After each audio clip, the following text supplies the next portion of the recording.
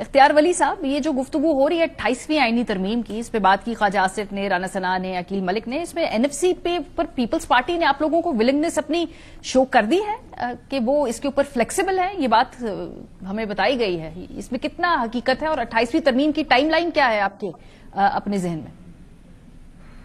بسم اللہ الرحمن الرحیم، بہت شکریہ. ابھی تک وہ چیزیں جو ہیں تو وہ انڈر کنسیڈریشن ہے، انڈر ڈسکشن ہے، اس پہ ڈیلیبریشن ہو رہی ہے.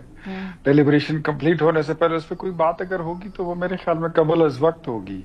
دیکھیں، جب بھی آپ کوئی کانسٹیٹیوشنل امینڈمنٹ لاتے ہیں تو اس کا مقصد یہی ہوتا ہے کہ آپ چیزوں کو درست کریں اور جو جہاں پر خرابی ہوتی ہے آپ اس کو دور کریں. اگر ہم یہ سوچیں اور اس کو کنسیڈر کریں کہ اس پارلیمنٹ کا جو کام ہے وہ کیا ہے، میں یہ سمجھتا ہوں کہ بنیادی طور پر جو پارلیمنٹ ہوتی ہے اس کی جو کور ریسپانسبلٹی ہے وہ یہی ہے کہ وہ لیجسلیشن کرے، اور دا رائٹ آف لیجسلیشن جو ہے وہ پارلیمنٹ کا آپ نہیں لے سکتے، اس کو نے لیجسلیشن کرنی ہی ہے. اور اگر وہ لیجسلیشن نہیں کرتے تو اس کے علاوہ جتنا کچھ ہو رہا ہے وہ پھر وغیرہ وغیرہ وغیرہ ہی ہوتا ہے. اچھا، تو میرے خیال میں ہم یہ سمجھتے ہیں کہ اگر 26ویں آئینی ترمیم کو جو جے یو آئی اور پیپلز پارٹی کے پی ٹی آئی کے دوست جو ہے وہ اگر اس کو ڈی انٹینسیفائی نہ کرتے تو شاید آج آپ کو 27th امینڈمنٹ کی بھی ضرورت نہ ہوتی. اس کو ڈی انٹینسیفائی کیا گیا پولیٹیکل سکورنگ کے لیے، اور اس کی پھر بڑی کریڈٹ لی گئی. پولیٹیکل سکورنگ ہے یا فائنڈنگ اے مڈل وے؟ جو اس طرح آپ اتحاد چلا رہے ہیں، ہر سیاسی جماعت نے اپنی اس میں سے بات منوانی ہے نا، تو پولیٹیکل سکورنگ تھی یا فائنڈنگ اے مڈ وے تھا؟ نہیں دیکھیں، ہم نے تو ایک کنسنسس سے کام، حکومت تو ہمیشہ چاہتی ہے کہ جو بھی کام ہو وہ کنسنسس سے ہو. اس وقت جے یو آئی نے اور پی ٹی آئی نے کہا، بلکہ یہ پی ٹی آئی کی ہی مطالبہ تھا کہ آپ کانسٹیٹیوشنل کورٹ کو چھوڑ کر کانسٹیٹیوشنل بینچ پر آ جائیں. ہم نے ان کو کہہ دیا تھا اس وقت، یہ ریکارڈ پر ہے کہ دیکھیں اس سے بات بنے گی نہیں اور آپ کو پھر دوسری ترمیم لانی پڑے گی. لیکن نہیں ٹھیک ہے، تو آپ دیکھ لیں آپ کے کتنا عرصہ کانسٹیٹیوشنل کورٹ جو تھی بینچ تھا وہ بنا، اس کی کیا افادیت تھی. تو اسی لیے آپ کو 27th امینڈمنٹ لانی پڑی.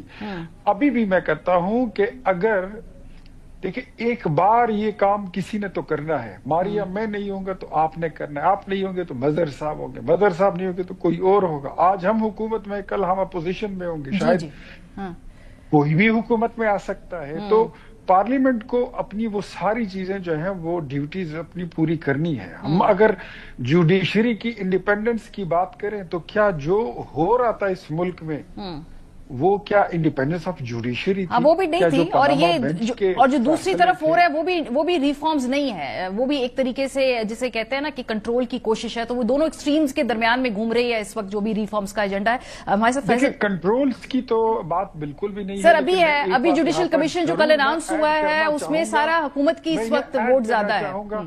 میں being a Democrat, being a political democratic political worker, میں یہ کہوں گا کہ I stand by my parliament. اگر پارلیمنٹ جو ہے، پارلیمنٹ میں تو مانتا ہوں کہ وہ تمام اداروں کی ماں ہے. جتنے ادارے ہیں وہ پارلیمنٹ کی بطن سے پیدا ہوئے ہیں. ٹھیک ہے، اگر آپ اس کی ساورینٹی کو نہیں مانتے، آپ اس کے رائٹ آف لیجسلیشن کو نہیں مانتے ہیں، تو میں اس پہ ٹھیک ہے. مجھے تھوڑا آگے بڑھنا ولی خان صاحب کے پاس اس لیے آنا چاہتی ہوں because P M L N کے یہ ایک طور امتیاز رہا ہے کہ جس قسم کی بھی قانون سازی انہوں نے اسمبلیوں سے کی ہے، چاہے وہ پیکا لا کے اوپر ہو، چاہے وہ نیب لا کے اوپر ہو، جب برا وقت آتا ہے یا حکومت سے جاتے سب سے پہلے زیر عتاب وہی آتے ہیں. اختیار ولی خان صاحب، جو آپ نے اپنے طور پہ ترمیم لا کے عدلیہ کو سیاسی اثر و رسوخ سے آزاد کیا ہے، کیا واقعی آپ کو لگتا ہے کہ سیاسی اثر و رسوخ سے آزاد کیا ہے یا اس پہ مزید سیاست ڈال دی ہے کہ جب ججز کی اپوائنٹمنٹ حکومت کی ووٹ آپ مانے نہ مانے، حکومت کا ایک واضح ووٹ ہوگا، سے ہوگا، اس کے بغیر جب ججز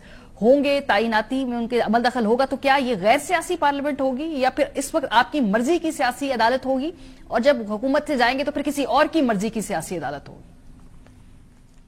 اچھا ماریا، لیٹس میک اٹ دس وے.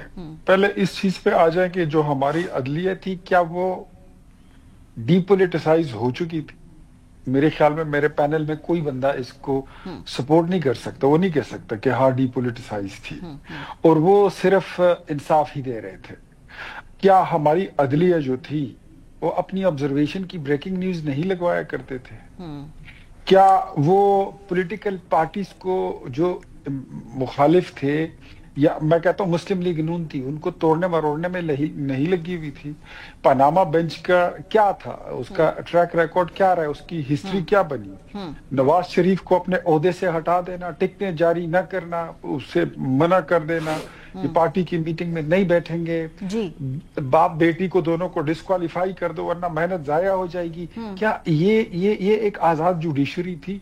अब कोई रिफॉर्म्स तो लाने होंगे।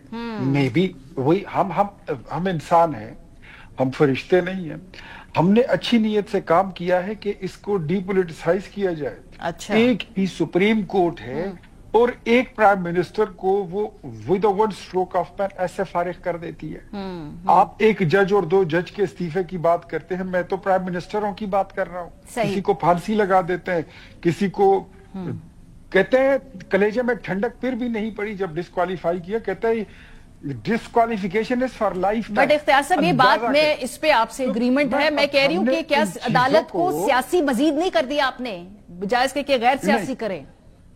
नहीं, मेरे ख्याल में जो अदालत का असल काम है, जैसे मैंने आपको कहा ना कि राइट ऑफ लेजिस्लेशन करना पार्लियामेंट का काम है और लोगों को पाकिस्तान के 25 करोड़ अवाम को इंसाफ देना ये सुप्रीम कोर्ट का काम है। तो हम तो ये चाहते हैं कि जो इनका काम है वो करें। ये अगर आप इससे अंदाजा लगा लें, एक जज इस्तीफा देता है, वो उनका जो लव लेटर है, वो प्रेम पत्र, उसमें देखा एक लंबी कविताएं लिखी हुई है। एक मिसरा इन साहब ने कभी नहीं लिखा जब इंसाफ चीख कर कह रहा था कि ये चलिए सर, आपका नुक्ता आ गया।